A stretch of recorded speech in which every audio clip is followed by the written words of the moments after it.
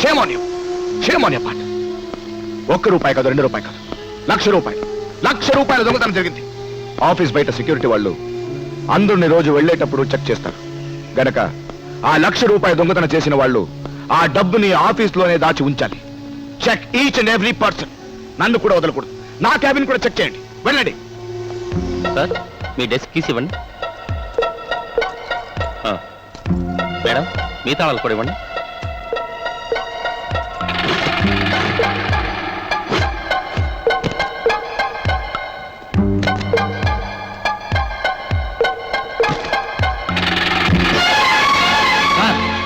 శాంతి గారి డెస్క్ లో డబ్బు దొరికింది సార్.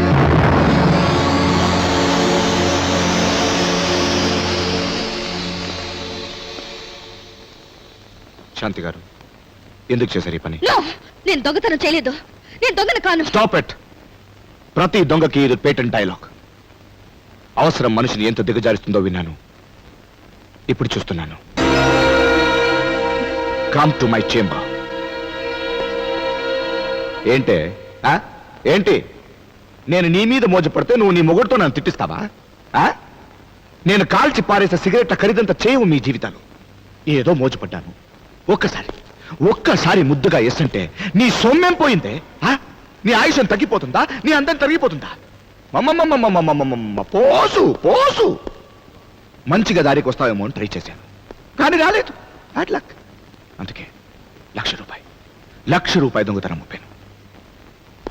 ఇప్పుడు నేను తలుచుకుంటే నిన్ను అరెస్ట్ చేయించగలను. I can arrest you. am I right? No. నేను ఆ పని చేయను. ఎందుకంటే నేను నిన్ను అనుభవించాలి. ఎస్. ఇంత అందంగా ఎందుకున్నావే తల్లి? ఎందుకు నన్ను ఇలా ఏర్పిస్తున్నావే? Okay, all right. నీ మంచితనం ప్రూవ్ చేసుకోవడానికి ఒక్కరోజు, జస్ట్ 1 day టైం ఇస్తున్నాను. వెల్, రేపు మన కంపెనీ గెస్ట్ హౌస్కి వచ్చాయి. వెళ్ళమ్మా. నిన్న ఇంత ఇష్టపడిన నా చేత తిట్టించుకోకే ప్లీజ్. వెళ్ళు.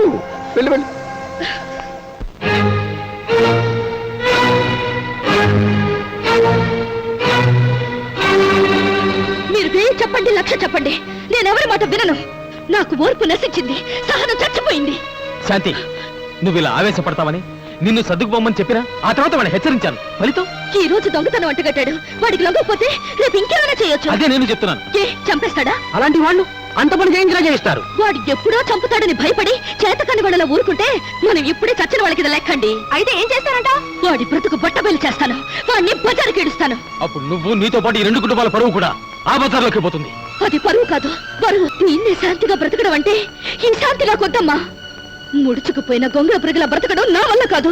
ఉద్యోగం చేసుకునే ఆడవాళ్ళని మానసికంగా, శారీరకంగా హింస పెట్టే ప్రతి వెదవికి బుద్ధి చెట్లు చేస్తాను. ఏం చేస్తానంటావు?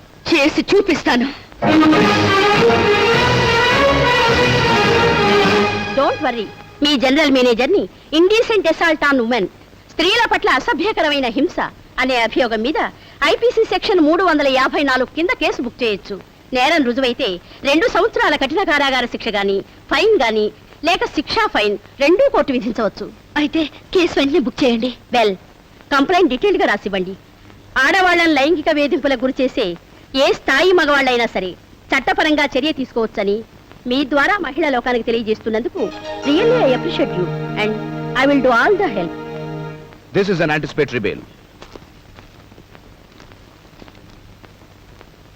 ఇప్పుడు మీరు నన్ను అరెస్ట్ చేయలేరనుకుంటా. am I right? ఇప్పుడు అరెస్టు చేయనంత మాత్రాన మీరు చట్టం బారి నుంచి తప్పించుకోలేరు. ఆఫీస్ నుంచి శాంతి ₹1,00,000 దొంగిలించింది. ఆ విషయం బయట పెట్టానని నా మీద కక్షతో కేసు పెట్టిందని చెప్తాను. ₹1,00,000 శాంతి దొంగిలిస్తే మీరు వెంటనే పోలీస్ స్టేషన్ లో ఎందుకు కంప్లైంట్ చేయలేదు? ఆన్సర్ లేదు కదూ, కోర్టు చెప్తుంది ఆన్సర్. బాయ్.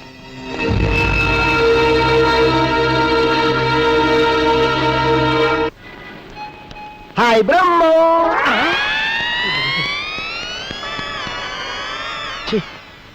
ఎన్నాళ్ళు వీడికి ఇలా భయపడి పారిపోతాం? ఇవాళ వీడికి రివర్స్ లో ఇచ్చి ఎముకల్లో సున్నం లేకుండా చేస్తాను. రే కాసుకోరా రే. ఏంట్రా విశేషాలు? ఏముందిరా, దేశం గురించి ఆలోచిస్తున్నాను. దేశానికి ఏమైందిరా? ఏమవటం ఏంట్రా, దేశంలో స్మగ్లర్లు, టెర్రరిస్టులు పెరిగిపోయి దేశాన్ని సర్వనాశనం చేస్తున్నారు. ఇప్పుడు నువ్వు ఈ దేశంలో పుట్టావు, ఈ దేశంలో పెరిగావు. ఈ దేశం అంటే నీకు ప్రేమ ఉండాలా వద్దా? ఉండాలి కదరా. ఉండాలి కదా. మరి నువ్వు చేసిన పని ఏంట్రా? ఏం చేశారు బాంబులు తీసుకొచ్చి ఈ దేశంలో అమ్ముతావు నువ్వు? సార్? విన్నారుగా, విమానంలోంచి AK-47 నేల మీద వదులుతావు నువ్వు? నువ్వు అసలు కడుపుకి అన్నం తిన్నావా, గడి తిన్నావా? ఏం తిన్నావా నువ్వు? పాకిస్తాన్ వాళ్ళతో సత్సంబంధాలు పెట్టుకుని కాశ్మీర్ లో టెర్రరిస్టులు ఎదుగుతావా? రే, నీ వల్ల వందల కుటుంబాలు నాశనమైపోతున్నారా?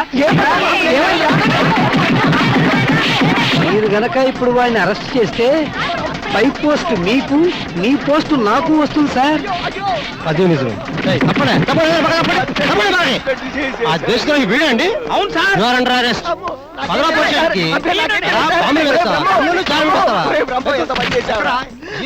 ఇలా తీర్చుకున్నావురా బ్రహ్మో. ఒరే బ్రహ్మో, ఒరే బ్రహ్మో, అబ్బా అమ్మో. రేయ్, నాతో పెట్టుకున్నావు అంటే మటాషారా? మన ఊళ్ళోనే మన మధ్య మరో చావ్లా మరో గిల్లున్నాడు. అతన్ని బండారం బయట పెడదామని మిమ్మల్ని అందరినీ పిలిపించాను. జరిగిందేమిటో చెప్పండి.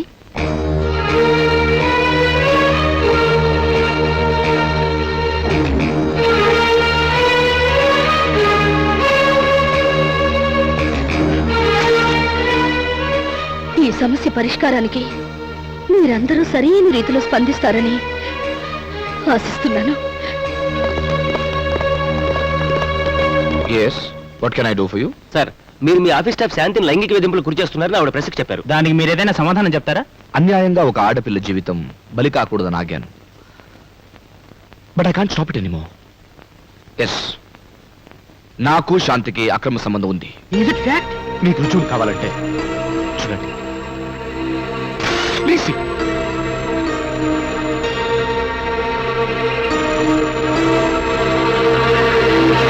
రెండు నెలలు కాపురు చేసినందుకు అడిగినంత డబ్బిచ్చాను, కావాల్సినంత చీరలు నగలు కొనిపెట్టాను.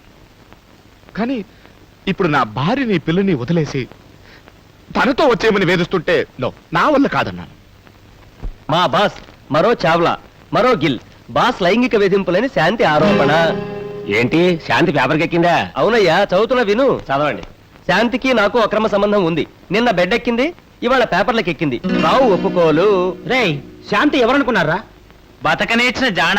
నీ బొంద ఆనంద్ గడి పెళ్ళాన్రా. అరే ఊరుకోండి రా, పాపం ఆవిడ చెప్పిందే నిజం కావచ్చు కదా. అసలు నిజం నేను చెప్తాను వినండి.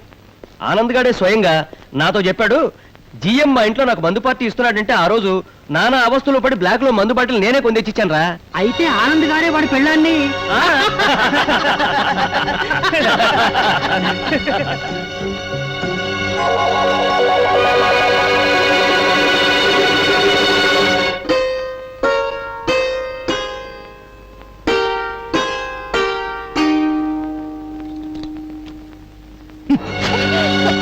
ఏంటి ఇది?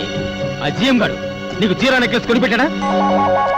ఈ చీర నెక్లెస్ నా బర్త్డేకి నాకు కొని పెట్టారు. ఇప్పుడు ఇలా అపమో శుభమో తెలియని ఓ ఆడపిల్ల మీద నిందలు వేయడం తప్పండి. నోర్మోయ్, ఎంతమంది నోళ్ళు ముంచగలవు? బయట మన గురించి ఎంత అసహ్యంగా మాట్లాడుకుంటున్నారో తెలుసా? ఇంకా అసహ్యంగా మాట్లాడుకోవాలి, లేకపోతే నన్ను కాదంటుందా? నన్ను లోఫర్ అనుకున్న పర్వాలేదు. నన్ను బ్రోకర్ అనుకుంటున్నారే? నేను మీ జిఎం గడికి నేనే తార్చాను అనుకుంటున్నారు. బయటికి వెళ్తే నలుగురు మొహమ్మద్ ఉమ్మేస్తున్నారు. అదే నాకు కావాలి. నన్ను కాదన్న ఆడది నాశనం కావాలి, సర్వనాశనం కావాలి. ఇంతకంటే ఇంకే నాశనం కావాలి. వాడి మాటలే కానీ నా మాటలు నమ్మరా? నమ్మానండి, ఇంతకాలం నమ్మాను. కాదు కాదు, నమ్మినట్టు నటించాను. మీకెంతో మంది స్త్రీలతో అక్రమ సంబంధాలున్నాయని తెలిసినా మన కాపురంలో కలతలు రాకూడదని, పిల్ల మనసు పాడవకూడదని తెలియనట్టు నటించాను. వాహ్, ఎంత బాగా నటిస్తున్నావే.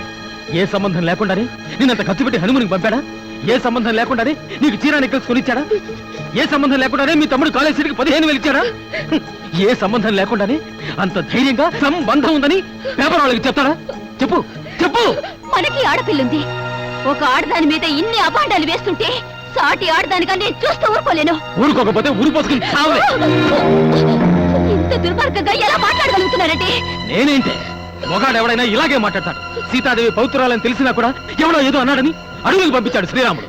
అయితే ఏంటి, నన్ను ఇంట్లోంచి బయటికి పంపించేస్తావా? అయ్యో, నిన్నెందుకు పంపిస్తాను తల్లి? కోర్టులో కేసు తేలే వరకు నిన్ను గదిలో పెట్టి తాళం వేస్తాను. నన్ను గదిలో పెట్టి తాళం వేయగలరేమో కానీ నిజాన్ని మాత్రం దాయలేరు. ఆల్ రైట్, ఒక్క నిజం చెప్పు. నీ కడుపులో పెరుగుతున్నది నా బిడ్డ, వాడి బిడ్డ?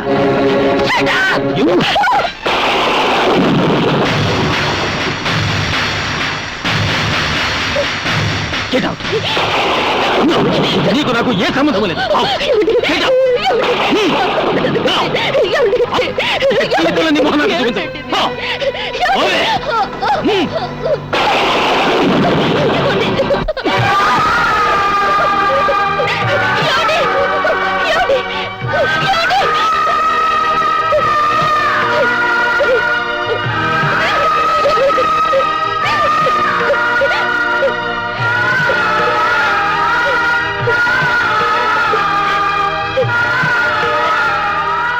హలో పతివ్రత శిరోమణి, ఏంటి వర్షంలో తుడుస్తున్నావు? నీ మొగుడు నిన్ను అనుమానించి ఇంట్లో నుంచి వెళ్ళగొట్టాడా? No problem. ఇప్పటికైనా ఒప్పుకుంటే అన్ని సెటరేట్ చేస్తా. లేకపోతే రోడ్డు మీద పడ్డ నీ బ్రతుక్కి నెక్స్ట్ స్టేజ్ ఏంటి తెలుసా? డ్రైనేజ్.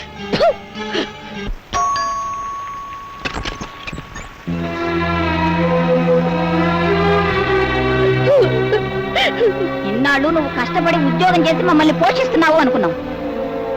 నీ బాగోత మొత్తం పేపర్లో చదివావు. చిచ్చి, నా కడుపును చెడపుట్టావు గది.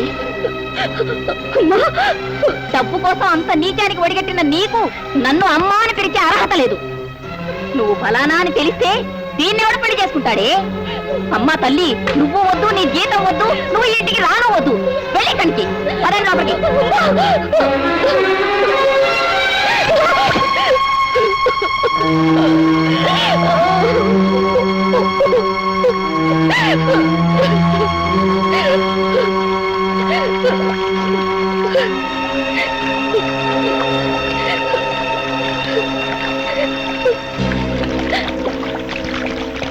వైట్ వాటర్ కోసం 50 అడగడానికి రాలేదమ్మా.